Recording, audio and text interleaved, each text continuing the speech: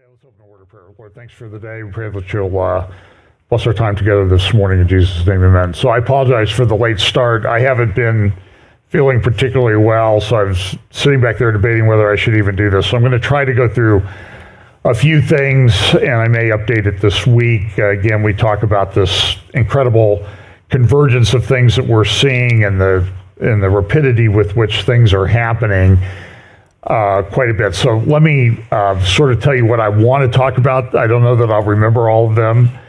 I got tied up on some other things late yesterday and didn't get I usually don't have my slides in order, let's be honest with it, because I work on things up, sometimes I'm up here. I was just spending 5 minutes cleaning up some mess in my slides. So I'm going to try to talk about a few things. I'm going to talk about COP28. I'm going to talk a little bit about AI, just some things that are going on in that particular space. And I apologize, you're going to see me jump around a little bit in my slides.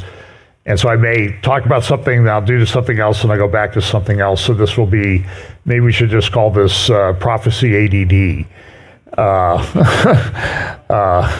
Because maybe ADHD, I don't know if the H belongs in there or not, maybe it does. But so let me just start off with sharing something on my heart. As I've kind of was watching some videos of other people, and I watch a lot of videos. I do watch some other prophecy updates, and sometimes these videos are done by people that I know, they're friends, I respect them, but I don't agree with them. Maybe it's because I've had this long career as a lawyer where and I was a trial lawyer, I was a litigator. In litigation, because of the way our system is, it's an adversarial system. You present your position, somebody else presents their position. And I've often joked that, sometimes in the law, there are two sides to every story and they're both right. And it gets very difficult in some cases to sift through all of those facts. One thing that I've never done is I've never sat on a jury. I've tried many, many, many jury trials. And it's amazing to me when we work for years on a case to present our case. And so the whole case is boiled down to this one time you're going to get in front of the jury. And the case may last, 3 days, it may last 3 months, it may last 6 months. And at the end of the case, you present, if it's a jury trial, you present the case to the jury, and the jury goes back in their room and they sit there and they decide. Personally, for me, the most stressful time in my life is waiting for the jury to come back. And the ultimate of the stressful time, which I'm semi-retired now, I guess I probably will never have this, but the most stressful time is when the judge's bailiff comes in and says, we have a verdict. And from then until you get the verdict, it doesn't matter what the verdict is. You can win or lose. It's that waiting for the verdict. That's so stressful. And also while the jury is out sometimes, I remember I had a case over in Licking County here, and for 4 days we sat there while the jury deliberated, trying to decide this case. It was a chemical exposure case, and I was representing one of the defendants, a company that distributes products that has chemicals in it. And the jury came back with a question. And then they came back with another question. And so as a lawyer with multiple defendants, you're sitting there like, what does the jury think? Why did they listen to the evidence that we presented? Because they're always asking a question about something else. This happened every time we had a question from a jury. And you're wondering and then you start questioning whether you're competent. Like, did I do a good job? This is what they came up with out of this case? And I remember sitting over there for the case went to the jury on Monday, and on Thursday, they finally came back and said they had a verdict. And we won. It was a defense verdict. And of course, that was a big relief. But I had to sit in the courtroom for 4 days waiting on the jury to decide with other attorneys that represented other parties in the case, because you have to be there. And so I went to the jury and asked them afterwards, like, what did we do wrong? What took so long? What were you talking about back there?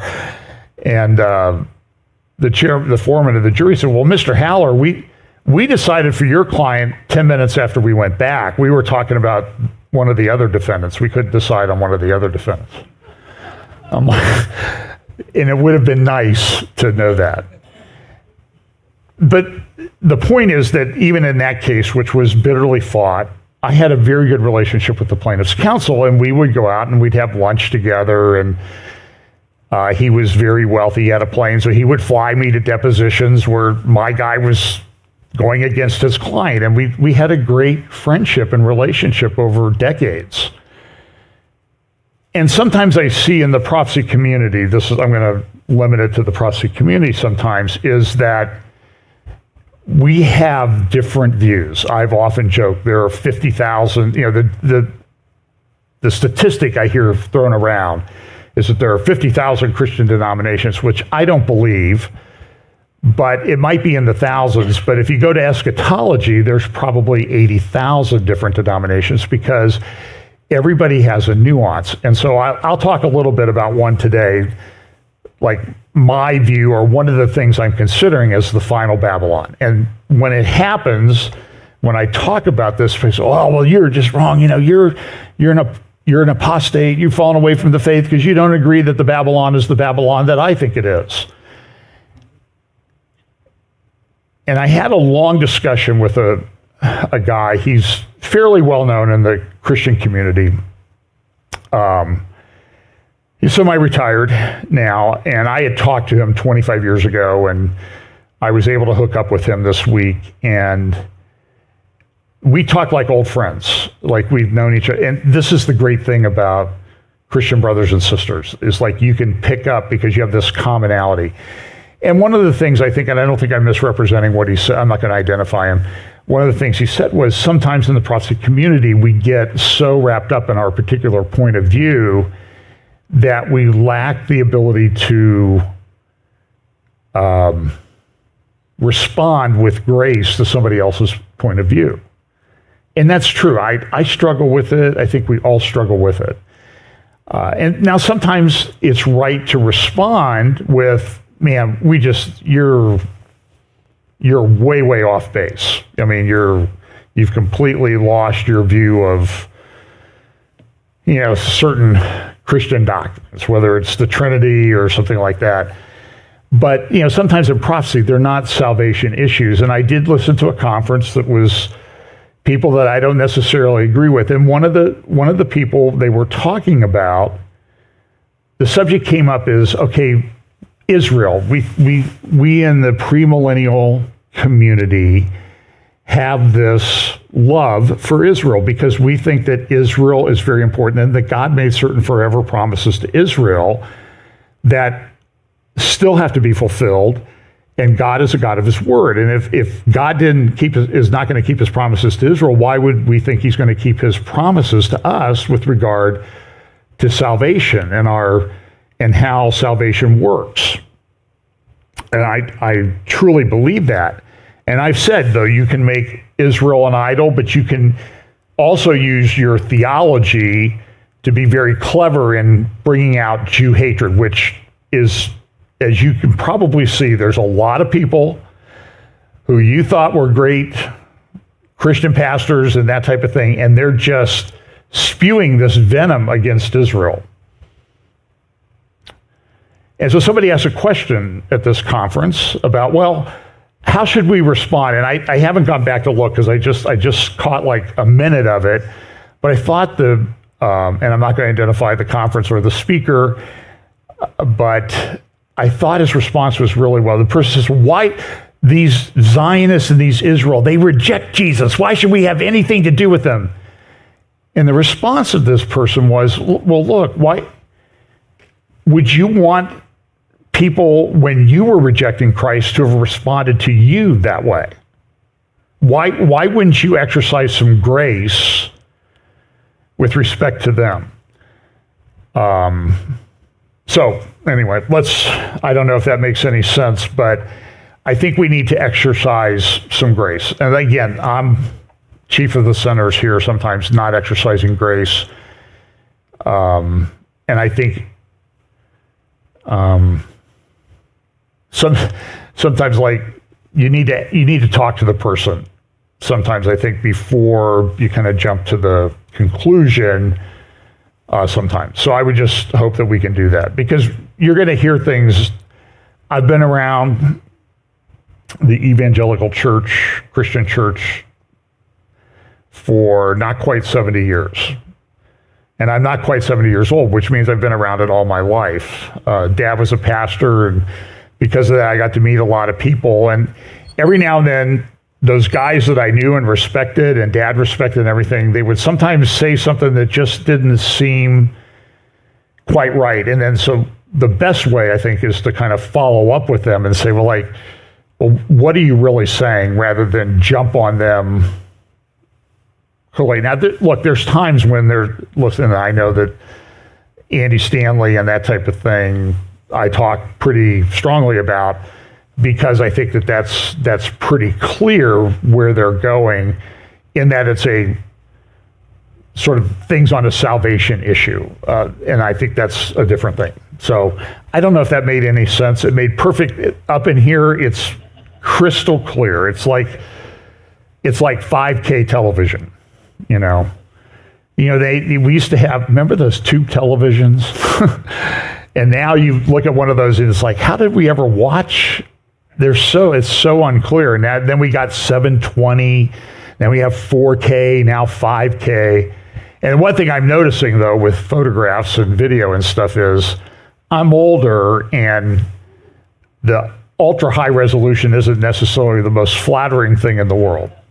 Sometimes we ought to stop at 720p or 4K. The 5K is getting a little bit out there. So let's talk about a few things this week. And again, I want you to understand that when I also analyze this stuff, I sort of operate through a big grid of a lot of scripture.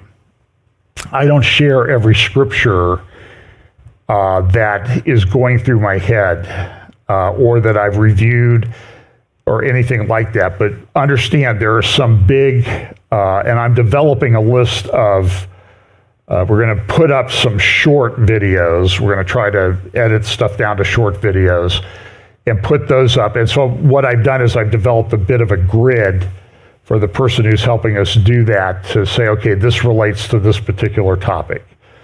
Some of you remember, if you follow Chuck Missler and Koinonia House, he used to have this thing called strategic trends. There were like 10 of them that they looked at. So I took that list and I've kind of modified it a little bit. I didn't know that Koinonia House, I just haven't followed them for a while, stopped updating that stuff like 5 or 6 years ago.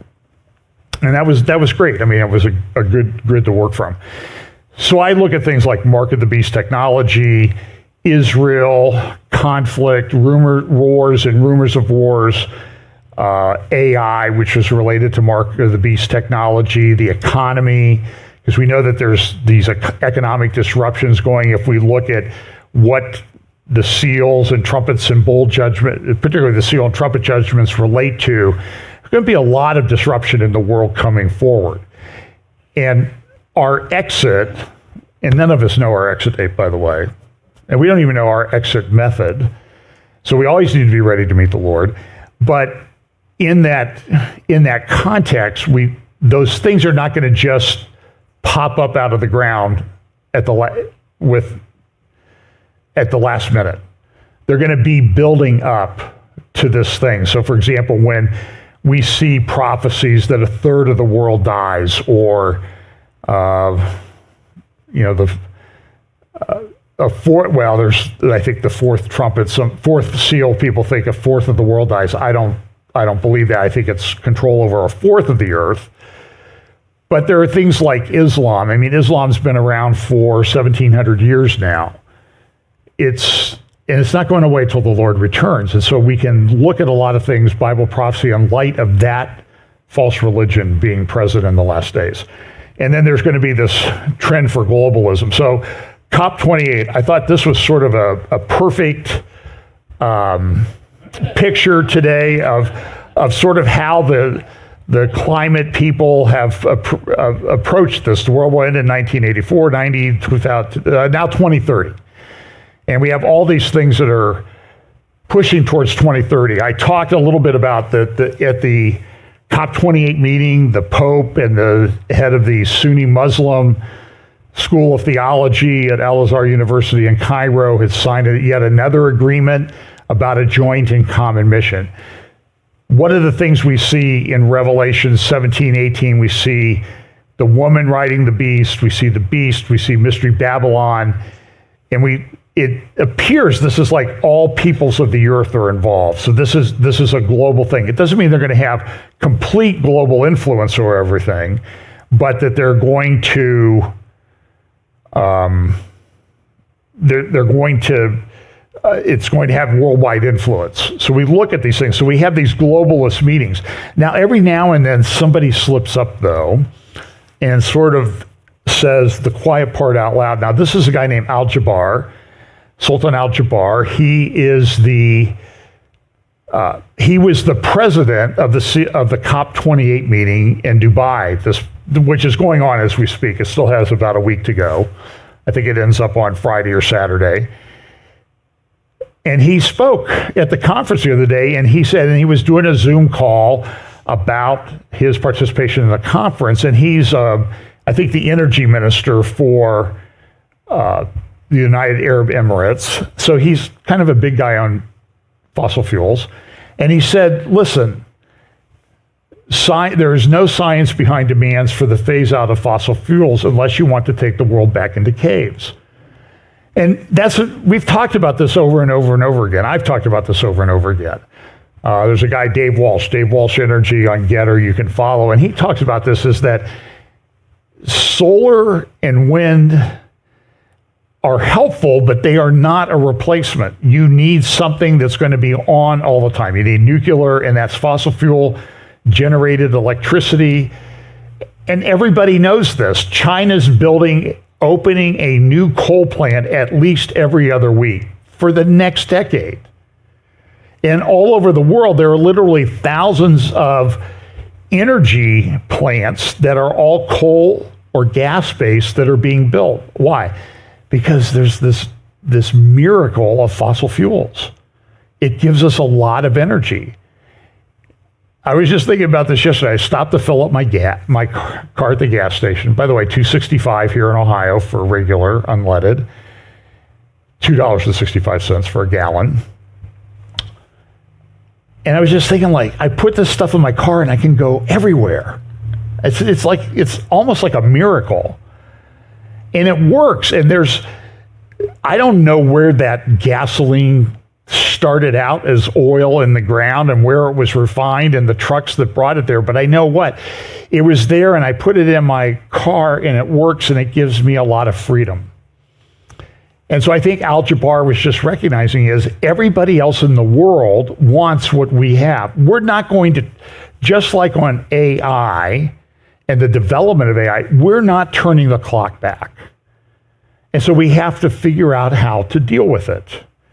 And in climate change, does the world appear to be getting warmer?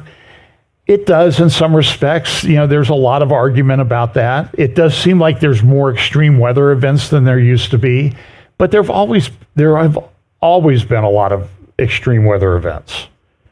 I can remember going to school in Northeast Ohio in the fall when we started after Labor Day. By the way, we didn't start in the early part of August, because we didn't have air conditioning, but I can remember going to school at 102 degrees and no air conditioning, no fans. It got a little bit warm in the classroom. But we lived and we didn't die. And it was a little bit easier to sit there at 102 than it would have been if it was 20. When I was in law school in 1970, the winter of 77, 78, we had the coal strike. Do you remember that? And they cut back. All the classrooms at Indiana University were set at 50 degrees. And so we're sitting in the classroom with gloves on trying to take notes with pens in law school. But we survived. By the way, I don't know if I should say this, but I'm going to say it because I thought it was humorous. By the way, my wife will tell you this. Sometimes my humor, I enjoy it more than anybody else. Because sometimes I'll even tell myself the joke again, and I'll laugh because it was pretty good. So, Israel this week has started to pump seawater into Hamas tunnels. And I said, now the way the Israeli government ought to spin that and sell it to the public is, hey, we're just trying to help the issue of rising seas by pumping some of that rising seawater into the Hamas tunnels. We're helping to counteract the effects of climate change. But I don't know if Israel, and I can tell by your reaction is you don't think that's as funny as I thought it was. But now you're laughing. So anyway, so Al-Jabbar, he says this and everybody goes crazy. So here's a little bit of a later panel. I got this from The Guardian, and here's what he had to say in response. Oh, hang on a second here. I forgot one thing. I always have to switch over my system to the output. And there we go. Okay, let's hope this works this time. Hey. Reports in The Guardian of your comments that there is no science behind calls to cut fossil fuels. Do you maintain this, and do you accept that language like this and talk of people living in caves could contribute to a loss of public confidence in this COP outside of the negotiating bubble here on site? Let's talk delivery. Let's talk progress. Let's talk momentum and traction. Let's talk about facts on the ground. Let me just say this about the media reports, without naming anybody. The media reports on a conversation I had with a person I have a great deal of respect for, and that is Mary Robinson. And let me just clarify where I stand on the science. I hope this time it gets picked up, because what I'm saying today, you have access to all of my public engagements, it's there. I'm not going to say anything new.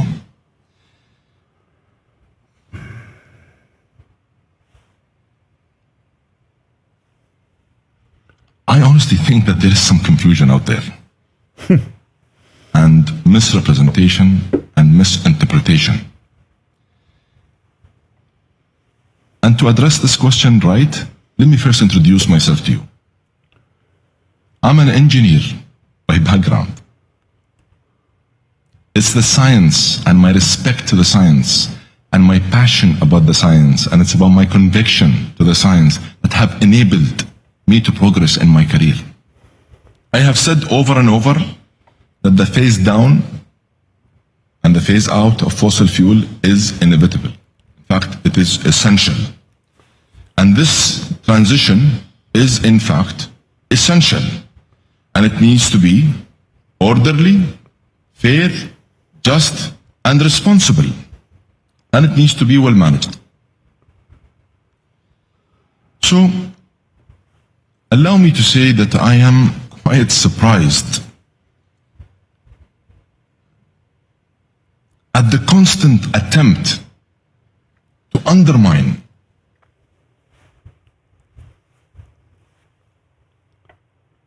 I think that's it. So, I think he's right. We may run out of gas and oil. I don't know. That's a debate that a lot of people have. I was talking to someone about that this week. They think the oil's being depleted and we're going to run out of oil very quickly, which is why they think that we're near the end of all this. I'm not sure that that's correct because there's other arguments the other way. But certainly we're at a very serious inflection point on a lot of that things. Another thing we're at an inflection point on, and this is artificial intelligence and how all of these things interrelate. And you're seeing a lot of development right now. I saw an article this week about quantum computing and some of the advancements that are being made there.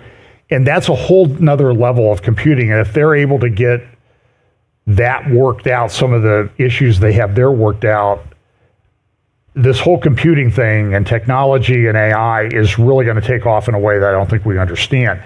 Now, the federal government, they came out with, this is not the right, they came out with a thing to, well, they tried, I'll just mention this, anti-Semitism is blowing up all over the place. And so the government came out with a strategy a while back back in May to counter anti-Semitism,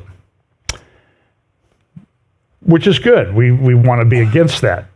But one of the things that they did in that, this shows how our government is, this is the publication, and they came up with a method. They were going to get all these people, we're going to marshal these things. And by the way, when things happened on October 7th, what did they immediately come out and talk about? Islamophobia, not the attacks. It's insanity. But here's one of the things that they're saying is they're going to use the Council on American Economic Relations to help fight anti-Semitism. That's like, I don't know if I can think of an analogy. That's like asking the fox to live in the hen house with the hens. This is Carol. And so this guy who's one of the co-chairmen of this, he gave a speech this week, and you can go to Memory TV, memorytv.org, and also on their YouTube channel.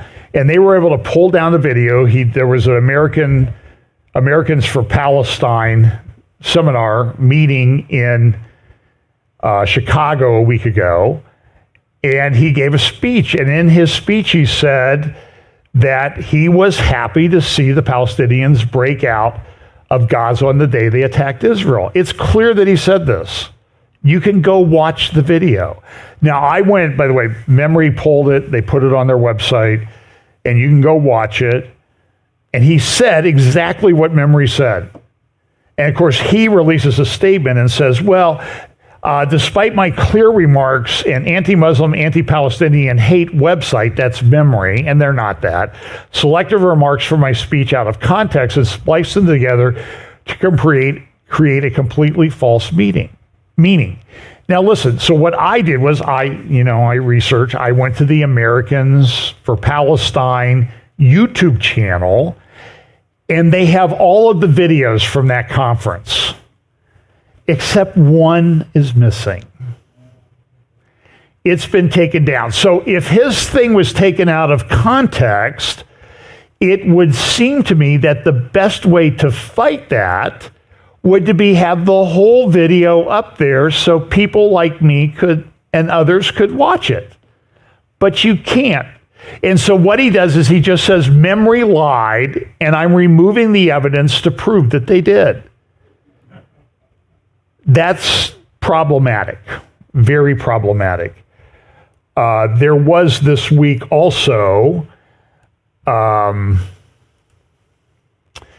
in Congress, some university presidents got up, and I think her name is Elise Stefanik from New York, a Republican from New York, asked them, they were the presidents of Penn, MIT, and Harvard, about the really pretty nasty protests that are taking place on these campuses. And Jewish students don't feel safe. In fact, I saw a statistic this morning that 40% of Orthodox Jews in the United States are seriously considering moving to Israel because that's the only place they think they can feel safe, even in the context of a war going on. That says quite a bit.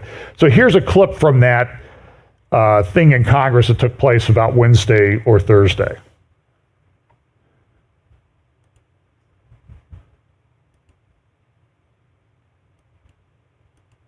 And of course, now my thing is not going to play. Well, I don't have time to get it. You can find it on Twitter. And look, they clearly came out and they were asked questions about, well, do you think is this against your policy to have these students calling for intifada, calling for the genocide of Jewish people? And of course, they all said, well, it depends on the context. Really? What kind of context? Well, when it turns into action. Oh, so when they actually start to do the genocide, then it's against your policy. But calling for the genocide is not. Now, this is a tricky area because I'm all for free speech and that sort of thing. But there's a line there that I think they're crossing on this when people really, the mob sort of speaks. And so one of the people was President McGill from Penn. And she said, well, look, I'm really in favor of free speech. And I was kind of thinking about that when she was asking me the questions. Oh, really? That's what you thought? And so that's why he answered the questions the way he did. Well, she resigned either yesterday evening or today. She's gone from a very well-paying job at Penn. And she tried to say, well, I'm not against, free speech and that type. Oh, really? You're not against free speech? What did you do to students who thought it was a bad idea to have a boy pretending to be a girl swimming on your swim team, and they criticized that?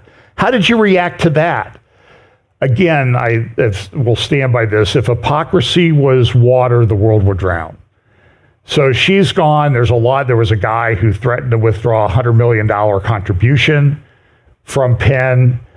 People are threatening to withdraw contributions from Harvard and MIT as a result of the way their presidents, who did the exact same thing.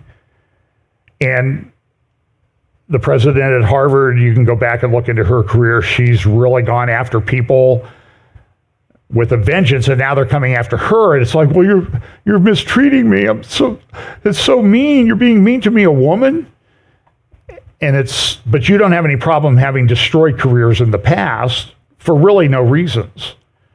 People who maybe question the scientific basis of articles that were published in various peer-reviewed journals, you went out and you got the person who questioned why they were using bad science and bad methodology, you got them fired.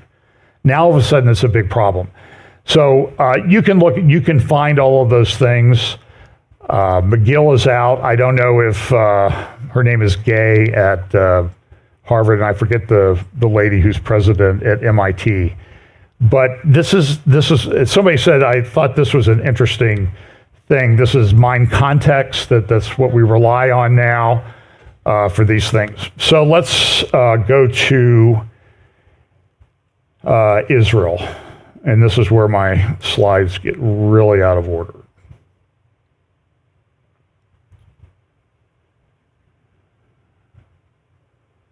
Okay. So Israel, they're still in this battle in Gaza. They're going down south. They think they've located where this head of Hamas is, named Sinwar, the Hamas leader in Gaza. The political affairs director of Hamas is a multi-billionaire, and he lives in Qatar in luxury. If you don't think that's go, his name is Hania. Look him up, and you'll see that you only have a beard like that if you go to an expensive barber every day of your life to get it trimmed. And look, what's happening is terrible. People are being killed on both sides. Israel's now lost in the Gaza operation just under 100 soldiers. And these are all, every morning people wake up in Israel and they get the list of people after families have been notified. If you go to my YouTube channel, Fellowship Bible Chapel YouTube channel, earlier this week I did a couple of interviews. I think I did them on Wednesday with Brian Schrager. That one's about an hour. Brian's a Christian friend, lives in Israel. We talked about the issues and what he's seeing and what he's experiencing. The other was Jonathan Feldstein. Jonathan is Orthodox Jewish man, lives in Efrat. I met him exactly a year ago that we were at the Christian Media Summit. In fact, on the Wednesday, it was 1 year to the day that they had taken us down to the Urban Warfare Training Center near Gaza, and also to the kibbutz. I believe it's the kibbutz that's nearest to the Gaza border fence. And there were some people killed there in the attack. Other people survived. They seemed, because they'd been subject to some rocket attacks before and had people killed there. I think their security was a little bit better than other kibbutzes in the area. And so the people survived. But they're disrupted because they don't live there now. There's at least 120,000 to 200,000 people in Israel internally displaced. And this is a problem. They've left, they have nothing. They have nothing. They left everything in Gaza. They're in hotels. They don't have schools for their kids. They don't have toys for their kids. And as Brian Schrager said in my interview with him, there's a whole system that's been set up to help those people. And you can find, if you look for it, charitable organizations if you want to contribute to that. But the interesting thing was with Jonathan Feldstein. He runs an organization called Genesis123.co, and he does podcasts and articles. And I mentioned that a year ago I had been down in Efrat and went to Shabbat dinner at some friends. He goes, "Oh, well, I live in Efrat too." And I told him who, and he said, "Oh, I know them. They're friends of mine." He goes, "Next time you come to Israel, you come to Shabbat at my house." And there's a very interesting thing going on here, and I'm still trying to process, okay, how do we Christians deal with it? Because some Christians will say, well, they're Zionists, they reject Jesus, we should just let them alone and forget about them. I don't accept that. And look, there's some of them that are really hardcore and obnoxious, and you don't need that in your life, so don't do that. But Jonathan's not that way. Jonathan is very kind and gracious, but I told him, I said, I remembered very specifically at Shabbat, they do a Torah portion, and it's on a yearly cycle. So he said, well, I told him what the portion was. It was in Genesis, the story of Joseph being sold into slavery by his brothers. He goes, oh, my son is 25. He will be 25 tomorrow.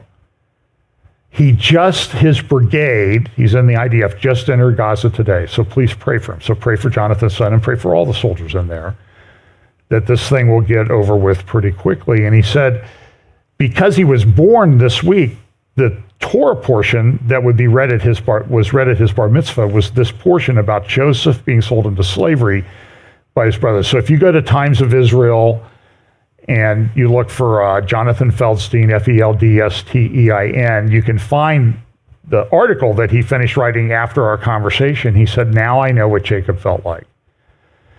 Because he said, it's so interesting, John, that when we have these Torah portions, that they so often relate to things in our lives.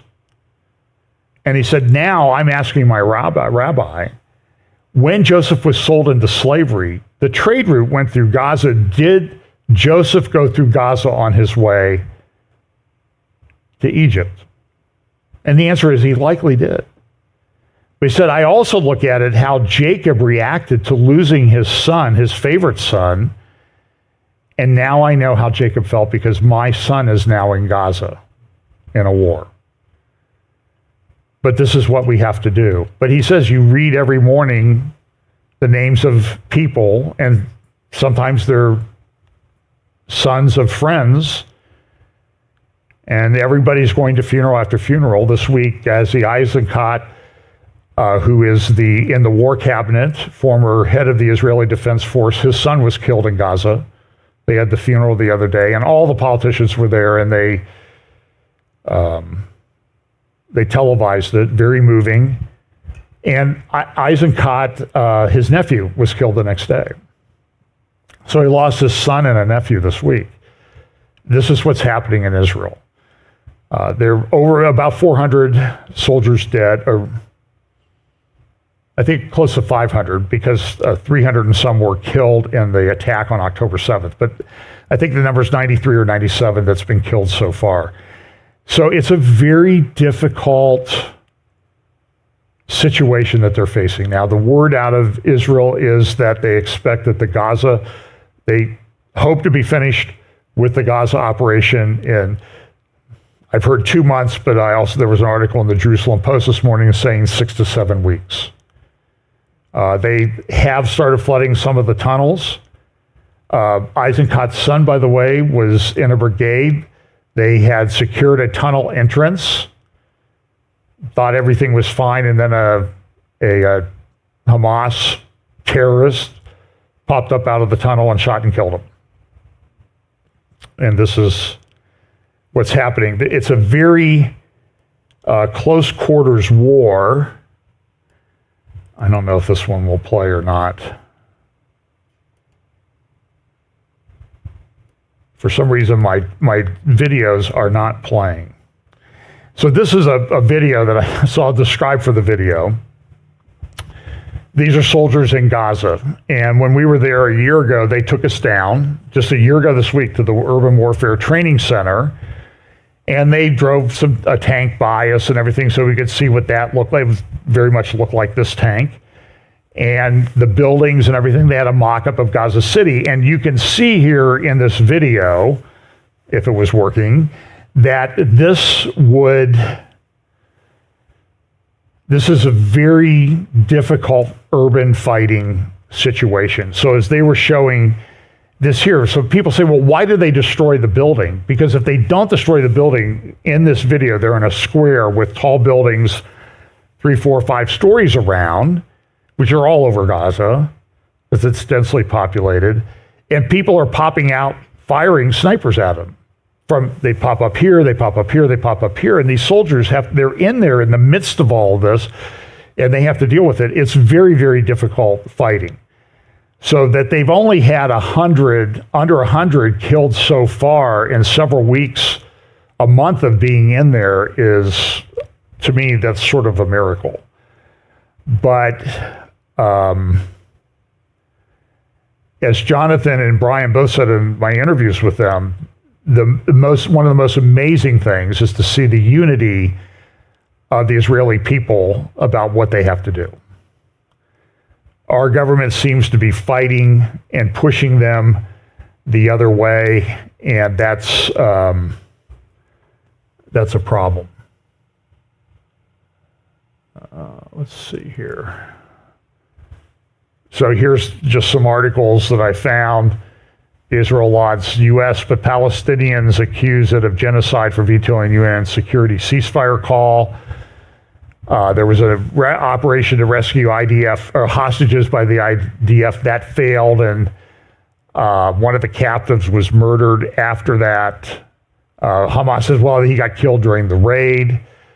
And there's just this constant back and forth. Here's the Jerusalem Post from this morning.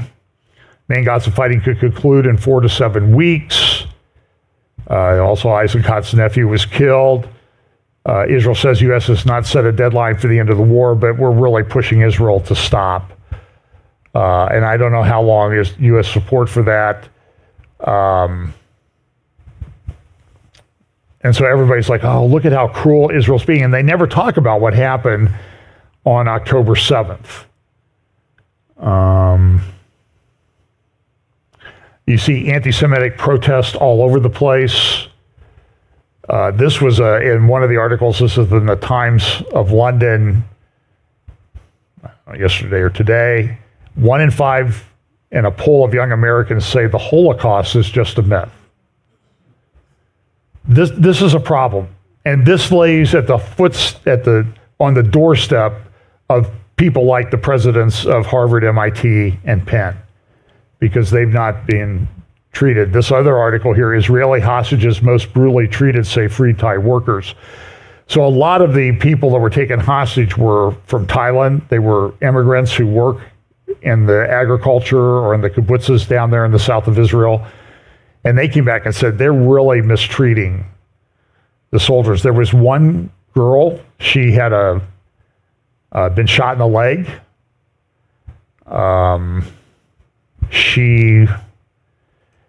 My understanding is when they repaired her foot, they put it on backwards. People have said they were operated on without anesthesia. There was pictures yesterday of a bunch of Hamas people and people in the area that were stripped down to their underwear.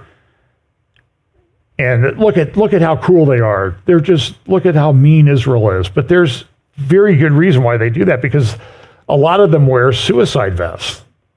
So if you strip somebody down, you can make sure that you've gotten this suicide vest. Oh, it's humiliating and all this. Look, it's war, friends. And it's war where people are fighting. There was a situation where rockets were fired into Israel yesterday, and there's video that shows that they were fired from next to relief tents that have been set up in the south of Gaza for people to live in. So they fired the rockets right next to the tents where people have evacuated to. They did that for a person. They're using human shields. And by the way, stripping the soldiers down, what about all the people they stripped naked and paraded through Gaza in the back of trucks on October 7th? So the propaganda is just completely off the charts. This is an article in the Friday's Jerusalem Post about Israel needs to do a better job telling everybody exactly what happened. So that's interesting. Now, there are some other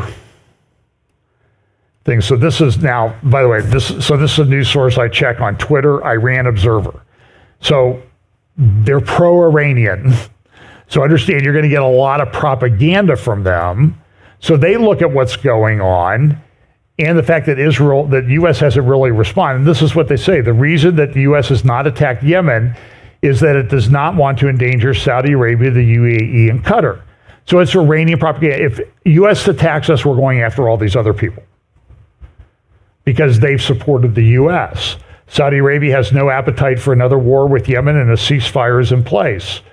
The Houthis have already proved in the past that they are ready to attack these countries with ballistic missiles. The U.S. has thousands of soldiers stationed in these countries. If the U.S. attacks the Houthis, their base will become a target. And so there have been attacks in the Red Sea. I do have some maps on that I want to show you what that's not the map. Okay, so there are some choke points that are important to world trade. So you have the Straits of Hormuz up at the top. Here we go. That's the Straits of Hormuz, the Persian Gulf, and that strait, that choke point there, and a large chunk of the world's oil comes through that strait, through that little choke point there. That's 33 miles wide. So that's not, you may have noticed the Earth is pretty big, right? Although I'm sure this is a sidebar. When I go back to places where I grew up in childhood, don't they seem a lot smaller than they used to be? Like everything's closer? Because it seemed like, I remember Pam and I went back to Johnstown, PA, and I said, well, let's drive down past the church where Dad was pastor. I was there for a 25th high school reunion. She said, well, how long will that take? And I said, oh, probably 20 minutes. That's like 4.5 minutes to get down the hill down to downtown Johnstown. And I'm like, I know my size relative to the size of the Earth has changed over the years, but it's still a pretty big ratio. And I don't understand that. So 33 miles is nothing. But the other choke point is even, and by the way, you can see with these satellite maps. So this is Dubai, and you can see that's just that inset that popped up.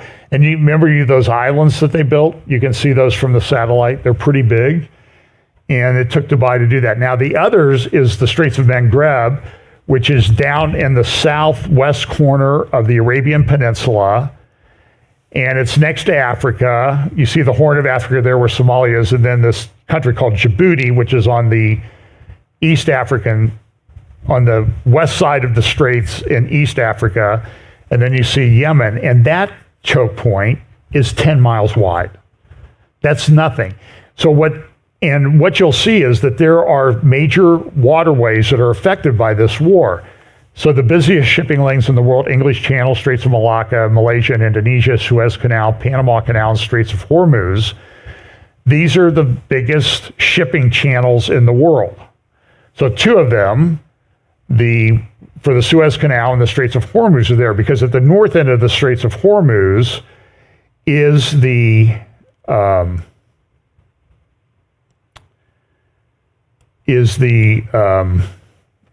the Suez Canal. So you have the Red Sea on the left, you have the Gulf of Aqaba on the right. It goes up to Eilat. This goes up to the Suez Canal. And so what's happening is that the Houthis are attacking ships in the Red Sea to try to shut down shipping, because this has a big impact. And I have some statistics. I believe that on an annual basis, about 25% of the world's oil goes through the Red Sea and the Suez Canal. So if that's shut down, that has a big impact, because it can take a week or 2 weeks, 9 days to 2 weeks longer to go all the way around Africa to bring that stuff to bear. So that's a important thing. I do have a lot.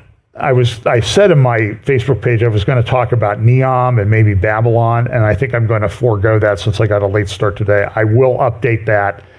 I have a bunch of scripture that I want to throw in. Remember this, I'll just sort of preview it. I've talked about it quite a bit. This city called Neom. This is at the south end of, let's see. So if you go to the Sinai Peninsula, the bottom of the Sinai Peninsula there in the middle, to the right, that's Neom. This is a big city. They're spending billions, maybe trillions of dollars building this thing. And if you go to satellite maps, so this is the ArcGIS website. They have a satellite map with imagery. You can see that they're starting to excavate Neom. The city is going to be 100 miles long through the desert there. So you see where you can see the excavations going place. Here, and this may be an important city. Here was an interview with some of the architects.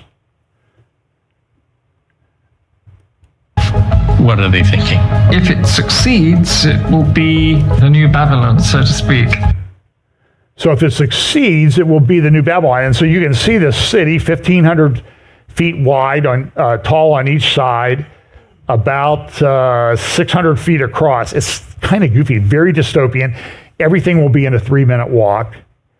And it's in a desert, a wilderness, which is what they talked about with what John talks about in Revelation chapter 18. That I was called away into the wilderness to look at this. So and I'll talk about some of the different views of Babylon when I get around to it. But you can see that they're taking this city and they're compressing it 200 meters wide, 800 meters tall, and 100 miles long. And everything's going to be within a 5-minute to 8-minute walk. And they're going to have these different modules, 80,000 people per module. They expect this to eventually be 9 million people now. So I think this is a candidate for Babylon of the end times. People disagree with me, and that's fine, okay? It's not a fact. I'm not stating it as fact. I'm saying this is one of the things I consider. Some people think Babylon will be rebuilt in Iraq. And maybe it will be. Here's a little closer thing. You can kind of see the foundation work being done, starting at the west end of this.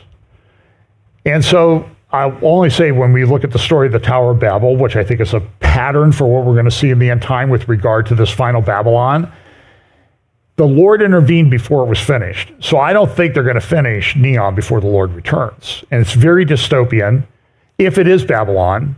And even if it's not, I don't think they're going to finish it before the Lord returns. I think we're that close. But that's a problem. But with regard to this shipping thing, this is a great article by Jonathan Spire in the Friday's Jerusalem Post. There's also an article by him going into Gaza with a group of soldiers in the Friday Jerusalem Post. You might want to read those. I think Jonathan's the best, if not close to the best, if not the best, Middle East war correspondent on planet Earth. He really knows a lot about what's going on. So pay attention to him. I'll talk more about Neom and Babylon. So I just want to go with one more thing here. And that's this. So there's the war in Ukraine continues. The Europeans are saying, Ukraine's not doing they're not doing very good. The war may be over soon. And Putin knows this. Putin has been somewhat isolated. He hasn't really gone too many places over the past almost 2 years now since Russia invaded Ukraine. And Russia's sort of taken the position that, well, we'll wait them out. We have 3.5 times as many people. We have a lot more soldiers. And, we can lose more of theirs than they can lose of theirs.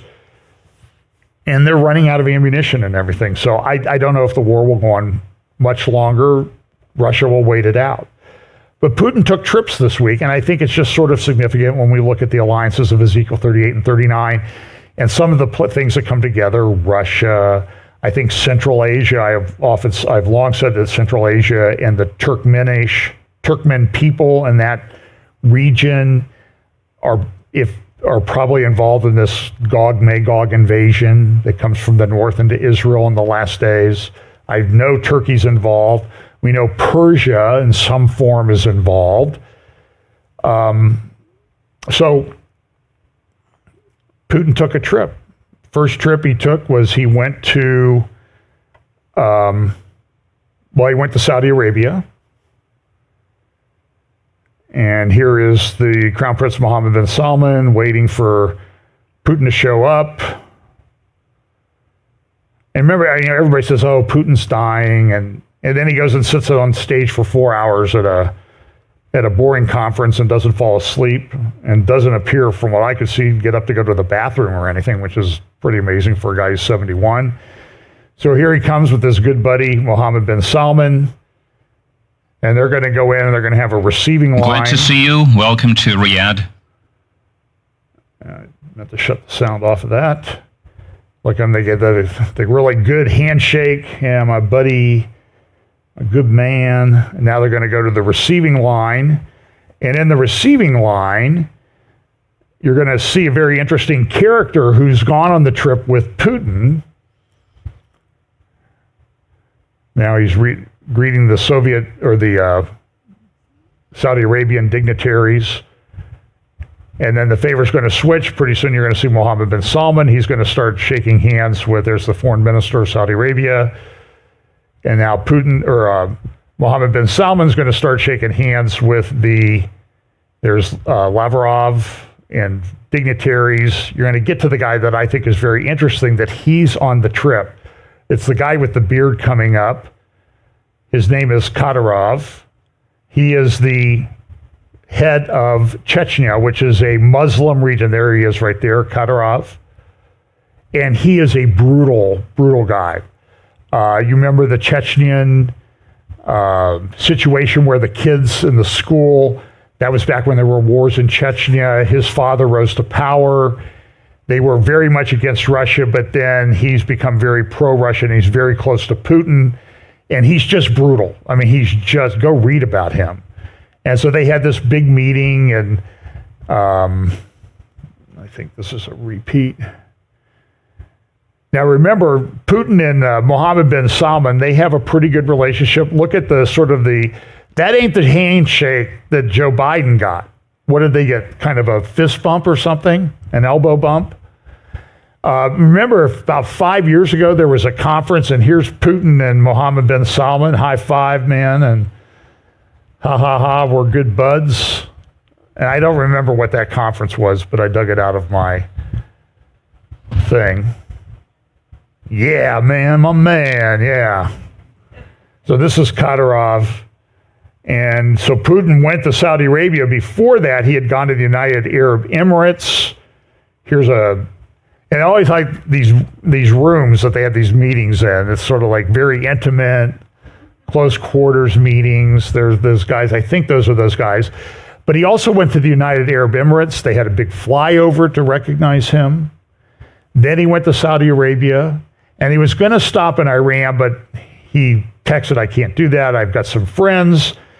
I've got to get back to Russia. But then the next day, here this guy shows up in Moscow to have a meeting with Putin. That is Raisi, the president of Iran. And they talked about a lot of different things. They had a long meeting. There's the foreign minister of Iran on the left. So Putin was everywhere this week. They had the meetings, going through the big golden doors at the Kremlin. And one of the things they talked about was this, they sort of cemented this Eurasian economic group. Well, that's all the Stan republics that I've talked about for so many years. The Muslim used to be part of Russia. The Muslim Stan republics are all part of this confederation now. And Putin went back. He also, either the same day or the next day, he had a meeting with the Crown Prince of Oman. So he was very, very busy. In fact, he even had time to step back and say, hey, I'm going to have a fifth term. He's going to run, the only prior Russian leader who's run for 5 terms. You didn't know he ran for 5 terms was Stalin. He was always democratically elected. But I just think this is a very significant thing that's talked about. So look, I'm going to talk more about NEOM in a future update or a midweek. And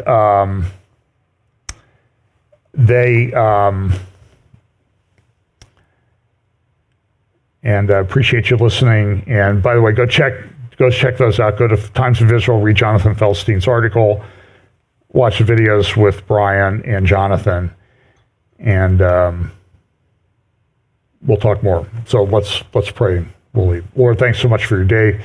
Pray you'll bless us this week. Pray you'll give us opportunities to share the gospel with those around us. In Jesus' name, amen.